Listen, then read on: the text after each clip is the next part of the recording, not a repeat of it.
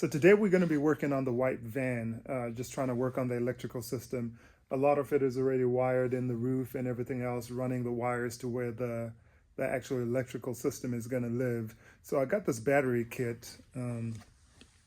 That's a white van. I got this battery kit and I will show you guys what that looks like. So basically this is from, I think BIgBattery.com, and it comes with an inverter system here. Basically an Ames power charger inverter, 12 volt, and I think this is a 2000 watt. So, and then this over here is the battery system that comes with it, BIgBattery.com. So I've never used this system before, so this will be my first time using it, and it comes with a charge of 13.1, so it's all lithium based. And if we turn this over to the side, you can kind of see some of the battery information in here. We'll just zoom in so you can see that. You can pause the video and take a look at that. But basically, live PO4 batteries and 170 amp hours in there. So that's kind of cool. And let's get a tape measure so we can kind of give you an idea of how big this system is. So I know when people are working on this stuff, they're always trying to figure out exactly if it'll fit for their application. So the battery system, that's going to be about 13.5 feet tall and 7.5 feet wide or deep, however you want to call that. And this inverter is pretty big, and it's actually very heavy as well. So is the battery, but this is 15 1/4, well, 15 3/8, and about 7 1/4 tall, and let's see, that's about 10 3/4 wide. So pretty big system, but you can also look that up on the website. So what I've done here today is, so this comes with a connection piece. The kit actually comes like this. It comes with the inverter, the battery, and this cable right here. So this cable plugs into the battery, and that goes into the inverter, which is right here. And all you got to do is unscrew these holes, or unscrew this little panel right here, and you just attach the cables to that. All right, once that's done, that plugs into that, and that's how you get the power from the battery into the inverter to power your 110s. All right, but that does not control your charge, however. So to charge it, you're going to have to plug in, this is another panel right here. So usually that looks like that. I've got this fuse panel here, or who makes this? Blue Sea Systems, and I think it's a 12 port. 1 2 3 4 5 6 7 8. Yeah, so it's a 12 port. The grounds go up here, and the power goes down here, or the positive. All right, so I'm going to have my wires. This is going to be my like the roof lights and whatever I need to connect to DC power is going to plug into this right here. So that's the cables, and they're all running through here from the roof and whatnot. I got a rooftop fan. That's a Max Air fan up there, and then just some other wires. So everything is going to come in to this section right here, and that's where we'll plug in. I got some fuses. This comes with one 15 amp fuse. I went ahead and bought some more fuses here from Amazon. So a bunch of assorted fuses, so that's good. So another thing initially I was going to do was I was going to use this Yeti 400 or Yeti 1500 system of some sort, but it's really hard to find the connections that you would need to plug in to that and that you can join these two ports. I think it's called a max charger or max output connection, and it plugs into this, and then you're able to actually get more than the 10 or 15 amps or 12 amps or whatever it is you get out of a cigarette port adapter. So if you combine the two, you're actually able to get more. Same thing with the bigger one, which is the 15 or 1400 Yeti 14 or 1500. I'm forgetting what it is now, but you can combine all your ports with that max output, and then that gives you 40 amps. So, but instead of just the 12 amp or 10 amp, 15 amp, or whatever it is that you get from just using this cigarette port right there. So I abandoned that idea in favor of this, and I think this is just going to give you greater flexibility and all that kind of stuff. It's a little bit more complicated to rig up, but a better unit at the end of the day. So I'm going to keep going here, and I'll stop as usual when I've got something worth mentioning. So we're moving on to the electrical part here, how I'm actually going to power this so that it can charge the battery, or so I can use shore power. So if you look here on the left hand side, this is how we're looking at this right now. So you got a couple of switches over on that side, and this is what I'm going to call the front side. So if you look over here on the side, you're going to see there's a ground, and then there's the power or the live wire right there, or load, whatever you want to call that, and then that's neutral. So these three here are going to be for the AC input. So the power that's going to come from that shore power is going to go in here. And then here you could put an output so that you can kind of run an extension cord, another extension out of this going out. But I'm thinking as long as I have this, I should be fine. So I'm not going to run one in there. So I got this heavy duty 6-foot lighted extension cord. I don't really need the lighted part. I guess I could have saved some money there, but it's 6 foot and it's 10 gauge, and the three is for 3 wires, I guess, 15 amp, 125 volt, 1875 watts. So this should be good, and that's what they recommend for this was a 10 gauge wire. So that's what we have here. So on this, for the input side, I'm going to cut off this end, and I'm going to leave the end. And I'm going to leave the end that would actually plug in to a wall socket or whatever else not. It's, it's going to plug into an extension cord or something like that. So I'm going to leave this out, and I'm going to cut this end, expose the wires, and then I'm going to expose these wires, and then I'm going to feed them through that. So that is the next step here. And then of course they'll route through this panel right here. And before I should cut this off is the first step. Route the wire through here, and then they come out of there. They come out off the back of that, and then they go right in there. Okay. All right, so I got these wires, or this shielding on this wire cut. And what I did is I kind of scored it right on the surface with a blade, just that blade right there. And I didn't take it out all the way, so I just kind of had it out just a little bit like that, so I wouldn't go through and cut the wire. So I kind of just cut it on the surface, and then I bend it, and then I just kind of start tapping it with that blade, not like cutting like you're cutting bread, but just kind of tap away until it comes off. So it comes off fairly easy, and then you just kind of grab that, flip that off, and looks like some of these wires are a little bit further in there than what I would like. You can see they're not right on the tip.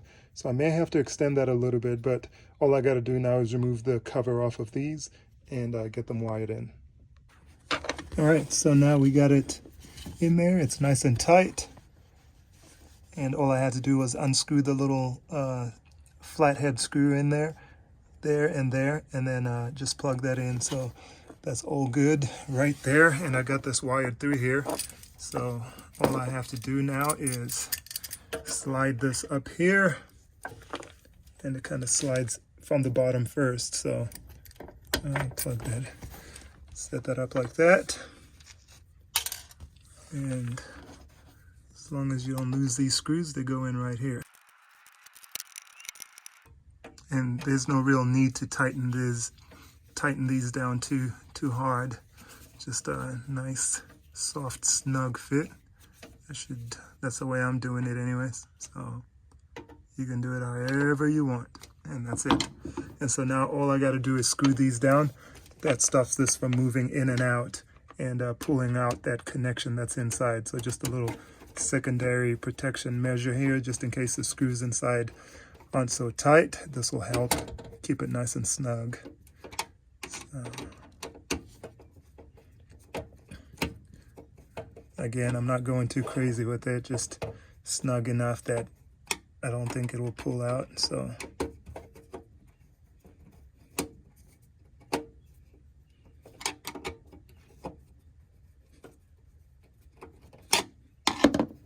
check it, and I think we're good there. So that's it. Now I just gotta wire, put this back in there, route this ground or wire this ground, and then go underneath the vehicle and try to fasten it down there. And we'll see if we can power it on. Okay, so I'm not an electrician, so this is just an example of how I've wired this. So I decided to go with this BIgBattery bank here, just like I said earlier in the video. And how I have it wired right now is just going through this 300 amp fuse to this bus bar over here, and then the negative goes into this bus bar right here. And then from there, I run them directly to the inverter. So the inverter also runs to the same bus bar, the negative and the positive cables on the inverters, all right? So that's that setup. And then from there, I've got some wires running into this fuse panel right here. And then from here, I'm going to wire all my 12 volt accessories into that. So for example, I've got my lights on right now, and that's what that is. And the fan, everything is wired into that with fuses, you know, appropriate fuses. So I kind of like this setup. I think this is kind of cool. I still got to clean it up here once I figure out how everything is going to sit in here. But so far, it looks good. I haven't wired this in yet. I was going to put a disconnect switch here, but I'm still thinking about that and thinking it through, see how I'm going to do that. But so far as it stands, this is the setup. So this battery system just came with 6-gauge wires. So I just went ahead and I did 6-gauge for the rest of the wires. This is also 6-gauge right here, because that's what they recommend for this 2000 watt iAMMarchal inverter. The setup on this inverter was kind of interesting. I feel like it was a little different from what is actually in the manual. So this is my jumper settings that I had to use to enable this to work. So the first position, dip switch number 1 is at 0, and then 2, 3, and 4 are at 1, and then 5 is at 0. All right, and then I turned this to the 1 o'clock position. So the charge controller here, so that's at about whatever 80% or so. And then over here, I had to adjust this to the number 4 position right here. And if you're reading over here, number 4 is actually for a sealed lead acid battery. But I got those instructions directly from iAMMarchal, so they said that that's how it should be set up. So as soon as I set it up like that, everything started working. You can see it's been on all night, so it's kind of fully charged right now, and the battery is at 13.5, so that is good. And then over here, I just have a 50 amp fuse. So I've got the shunt over here as well for the Victron B, it's upside down, for the Victron BMV 712. So I can kind of monitor it. So 13.58, and that says 13.5 in there. So that's working appropriately. And then all the negatives should run into that, so that anytime you plug something in, it's able to actually track the power going in and out, etc. So that's good. And that's what we got so far. Over here is going to be some wiring that's going to go to the water pump, and anything else that I'm going to want to connect to that. And then the solar is also going to come through that from the roof up there. So that's what that is for. But I've got this going, and I'm going to try to put everything in there and see how I can stack it up in there and make it as neat as possible. I'm going to leave the wires kind of long for right now, because I don't know what the final solution is going to be for this. So I'm just going to leave it as is and try to bunch it up as neatly as possible in there, but it's not going to be too neat as of right now. But that's about that.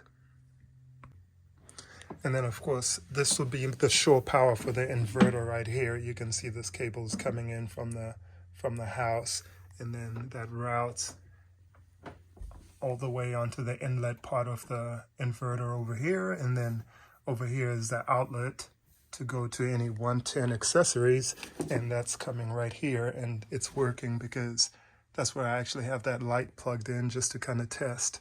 So that is all looking good. And they say to always have this on before you actually plug into power. So you should turn it on first and then plug it into power. And that was just from Ames. It's interesting, but whatever. And then, of course, my ground over there, and that's just going underneath the vehicle. That's the ground right here. All right, so the next step here was to find a spot that I could ground this the inverter to. So what I did is that I found this here. This is just by this mount and the body mount. And so I just kind of sanded it down over there, and then I crimped a copper fitting onto this here. This is copper wire, so I just had this copper fitting, so I crimped that onto there. And what I'm going to do is I'm going to just screw this in right here. Just put a nut and a bolt or a screw or something like that in there. And this winds up through the top. You can see those 3 holes right above the exhaust. So I may have to figure out if I have to shield this wire from the exhaust, or if I'm going to have to route it above this exhaust shield right here through the side here. So I'm going to have to figure that out. Maybe I'll do that, just kind of wind it up through that, or I can just wrap it up with some heat shield, which may be simpler than trying to wind it up there, just in case this ends up cutting it over time. But that's what I got so far. So bring that over here, attach that over here, and if we go back in the van, this is where I'm going to have my electrical system, like I was showing you earlier. So that's the battery in there, that's the inverter, and it's got this AC ground right here. It won't charge as long as this is not plugged in, or as long as this is not grounded. So you can actually get this to charge via AC. So ground that, and then I just drilled a hole right here. Started off with a little bit, and then I drilled it with a slightly bigger one, just enough to make a hole for the cable here. And I'm just going to put some putty or something in there to keep critters and elements out of that hole. But that's what that looks like if we zoom out. And there's a hole. So I'm going to cut this. It's obviously too long, but it's just what did we get here? Just 8-gauge wire, and that should be enough to ground, and that's what they recommended for this inverter right here. So just went with that, and that's it for right now. All right, so here's what we got now. So kind of a temporary situation, but it's starting to look a little bit cleaner. Just gotta cross my T's and dot my I's in here, and this will be somewhat good to go.